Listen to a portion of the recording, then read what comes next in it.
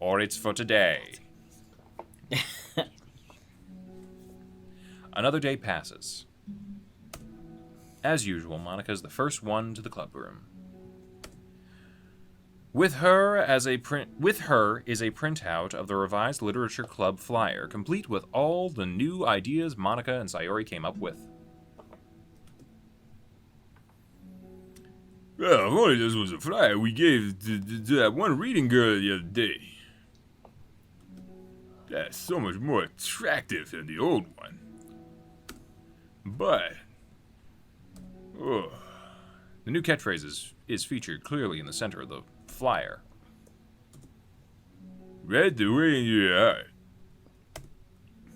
Surely, common sense would say that one writes from the heart, not into the heart. But the message being delivered is that one can use writing to discover themselves. Hopefully, Monika and Sayori had thought that it would be enough to garner some curiosity from students. Why do I feel so tense looking at this? Monika thinks back to the previous meeting when she performs the writing exercise. Was I always this bad at expressing myself? How am I supposed to be a president if I can't even demonstrate what the club is supposed to be about? Literature Club is truly beginning to take form. But with that, the weight on Monika's shoulders only becomes heavier. Debate Club was always about a rigid structure, formulating airtight points and counterpoints and delivering them with conviction. It was about the person on the outside. That's why Monika was so good at it. It existed entirely with her within her realm of comfort. It's suffocating. I need to break through this mental wall. I need to learn to express myself for real. Monika pulls out a sheet of paper and grabs her pen. She presses the tip of her pen firmly against the paper. But her hand doesn't move. Instead, a tiny blot of ink collects around the tip of her pen. Monika lifts her pen and stares at the little blotch. For some reason, she feels compelled to run her fingers across it. As she does so, the black ink smears across the paper, ruining Monika's canvas. Ugh. Out of spite for herself, Monika presses her pen down once again, letting the ink collect. She creates a second smear on the paper. Come on, Monika. Just move your head. Monika writes. This is what I get for seeking perfection. A stain. Holy shit, that's actually deep.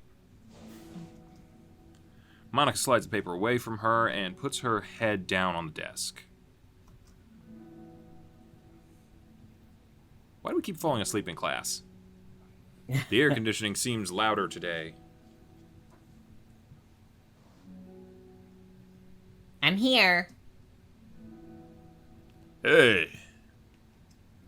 Monika hears Sayori approaching her desk, then stop for a second, probably reading the piece of paper. Then she sits down in the adjacent desk. Bad day. Mm-hmm. Me too. You too. The new flyer looks so good. You've been working so hard. On the club, but also something else, I think. I can't do it. I'm sorry. It's so hard to just be vulnerable. I mean, why do you think I do all these impressions all the time? I don't want to be me. Sayori takes the sheet of paper from Monika's desk. She writes something down, then stares at it for a while. Can I trust you? Probably not, but okay. You can trust me with anything. Sayori gazes at Monika with sadness in her eyes. Understanding the signal, Monika takes the paper from Sayori's desk and reads it.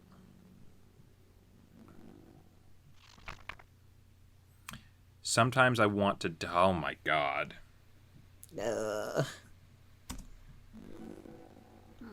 Sayori. This is really, really hard for me. Her voice shakes. So if I can do it, then you can too. Because you're like a million times better than me. Okay, that's completely not true. Sayori takes a deep breath, trying to steady herself. That's something about me that I've never told anyone before. Even now, my head is like screaming at me to stop. Wait, you don't have to force yourself. I mean, just because of the promise yesterday. I want to. It just feels right. I mean, maybe it's part of the reason I came to this club in the first place. This is the literature club. I trust you, more than I'm scared. At those words, Monika stands up. Sayori must have taken days to work up the courage for this. Were Monika's own futile but genuine efforts actually the push that Sayori needed? Sayori's deliberate breaths can be heard over the air conditioning. As she prepares herself to continue, Monika waits in gentle silence.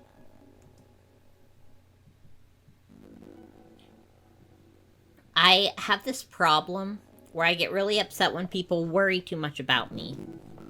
I can't control it. It's like, why waste your energy worrying about me when you can just be happy instead? So I never tell anyone about these kinds of thoughts that I have. It's so much easier to just smile and help everyone else be happy. But that's... terrible. That's what Monika wants to say, but she stops herself in fear of saying the wrong thing. It's just that if everyone knew about it, they wouldn't treat me the same anymore. Like, whenever I'm not smiling, everyone would worry about me and ask me what's wrong. I know that, because it used to be like that. Sayori pauses, seeming to recall something in the past. I just want everyone to be happy. That's the most important thing to me. And letting people look inside my head doesn't bring happiness to anyone. Sayori pauses again, her solemn expression making her look almost like an entirely different person. How did you find the courage to tell me this? You're not worried that I'll be the one of those people too? I am worried. Part of me really hates myself for doing this. But another part of me, I think, just felt like it would be different this time. Whenever we talk about what the club is supposed to mean, I kept feeling like it was right for me to do. Especially after you've been trying so hard to express yourself too. It just made me feel like I could say it in confidence, and our friendship doesn't have to change. It's so silly. The club is only 2 people, but it already means this much to me. Monika feels a tightening sensation in her heart. A feeling of connection as Sayori's emotions radiate between them. Me too. I was so lost until you showed up. You're so brave, Sayori. You're so strong and brave. I don't even compare. Monika steps forward. But if nothing else, I can at least offer you some hug energy. If you'd like. Oh. Wordlessly and without a smile, Sayori rests her forehead on Monika's shoulder. Through their contact, Monika can almost feel the torrent of thoughts swimming in Sayori's head. And in this moment, enchanted by the air of the club, Monika realizes that all the days that have passed, this is the one where she really, really hopes that nobody new walks through the door. She speaks softly. You're like the sweetest girl I've ever met. You can say anything. I'll never judge you. I promise. Sayori breathes again. Sayori's breath begins to quiver. She takes several deep breaths, trying as hard as she can to start speaking, to say the things she never once dared to say out loud. Finally, she speaks in a choked voice. I'm so worthless. I'm worthless and everyone would be better off without me. She suppresses a sob as a tear falls down her cheek. I'm just an inconvenience to everyone. I'm not good at anything, and it just feels like everyone just has to put up with me, and I hate it. I hate it. The more Sayori speaks, the more she fails to control her voice, falling victim to the overwhelming sadness clutching at her throat and chest. I don't want to have these thoughts. I want them to go away, and now I'm making you put up with me, and I just want to die. As soon as Sayori loses her composure, Monika becomes determined to keep her own. She only wants to be what Sayori needs right now. So she won't let any sadness show. Her voice comes through as soft and gentle. This isn't putting up with you. It's just being your friend. Monika offers a few words of comfort. But she knows Sayori said it herself, that the thoughts Sayori experiences are ones that don't belong. And Monika can't magically make them go away. The most she can do is help Sayori battle them like any good friend would. You have so much value. To me, and your other friends too. This club wouldn't have been the same without you. I really, really mean it. You coming here was the best thing that could have happened. Even if we never get another member, I would still be happy. That's what you brought here. You brought us a vision, and you also brought happiness. And that's your favorite thing to do, right? Sayori doesn't respond, but Monika feels her gentle nod. No more words are needed between them. The two share their embrace for a while longer, Monika letting Sayori take as much time as she needs. Once her breathing steadies and her sniffles fully cease, Sayori lifts her head and wipes her eyes. I guess I needed that. Some days are harder than others. Well, I'm here whenever you need me. But any other time, I'll make sure that things are the way they usually are. If that's what makes you happy.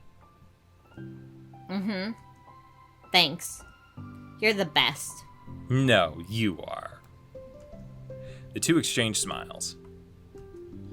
You know, I'm sorry to bring this up all of a sudden, but have you considered talking to a professional? Sayori nods. It's scary. Since it's already so hard to tell people. Yeah. Well, of course it will always be your choice, but if you're ever looking to find the courage for it, I can do my best to help you.